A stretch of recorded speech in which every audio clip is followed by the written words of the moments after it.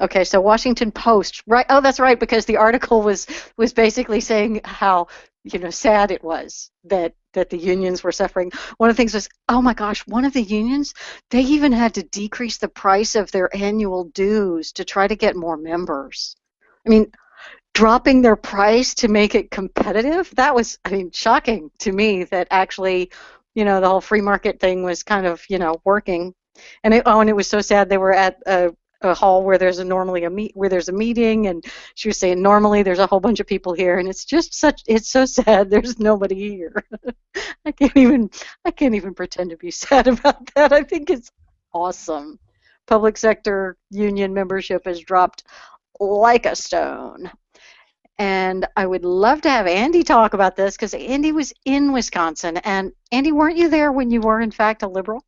Yes, I was. I was pretty young. I was there till I was 17, but I grew up in a hard left family in the Madison area, Madison is the Berkeley of the Midwest.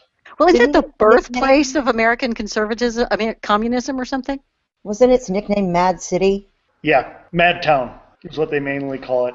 Yeah, it's as liberal as it gets, and I just find it interesting that what kind of a message do you think it sends to the teachers and the other union members, or to everybody, when the second they can choose whether or not to have it, costs go down by like 15 a month, Yeah.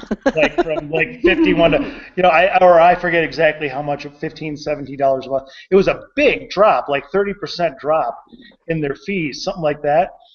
I Yeah. mean, what does that say? I mean, my first thought is going to be, what were you charging me that much before? Why were you charging me that much before? Right. My And goodness, you have fewer members now, you need more money per member, and you're still cutting it. My gosh. That's what it tells me. You have been robbing me blind all this time. These people don't want people to be able to choose whether or not they're in the union. They don't want people to be able to choose where they put their kids in school. They don't want people to be able to choose anything. And now they've had that taken away by who? The people. It's like Animal Farm. They took over and then the people overran them. And I'm loving it. I'm on a Rocky Mountain high right now, and I don't smoke weed. All I can think about is, no, not that I'm glad you're going through pain, but I could think, my gosh, after all you caused, all these people, all this time, all the choices, all the freedom you ripped out of people's hands and enjoyed every second of it, now you actually, for the first time, have to compete for those union dues, and you can't cut it, and you're whining. Good. What I love, there's a couple of quotes in the article that I've linked in the chat for people. From one of the members or former members, if you do a good job, everything will take care of itself. The money I would spend on dues is way more valuable to my family to buy groceries. And another quote from a reading teacher in junior high and high school level, unions are just not something I concern myself with. That's interesting. He says, I just look to keep improving my teaching in the best way I can and try to keep my nose out of the other stuff.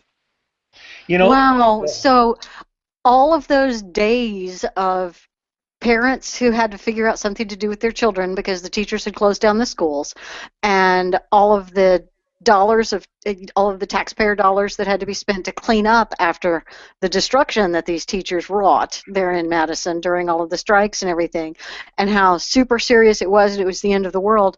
And when it all went away and they lost, there were people like, yeah, well, never mind, I don't really think about unions that much, and I just mind my own business now that I'm not part of the union.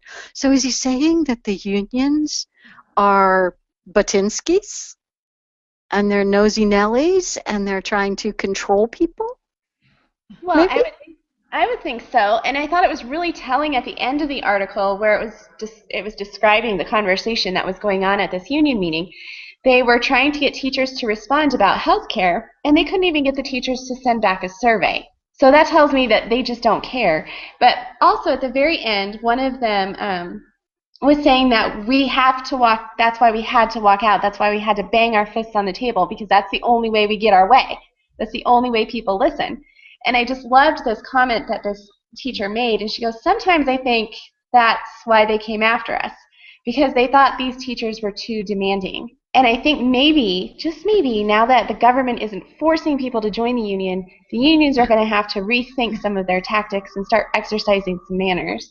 Oh, but honey, you got to read the next response. The first teacher again says, we had to, walk out, pound our tables and all this. And the other one says, hey, I think acting like that is why they thought we were too demanding.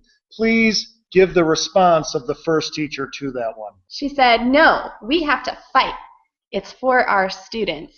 BS! Where's the BS detector? It's not for the students at all. They did it for the children, guys. Yes. Come on.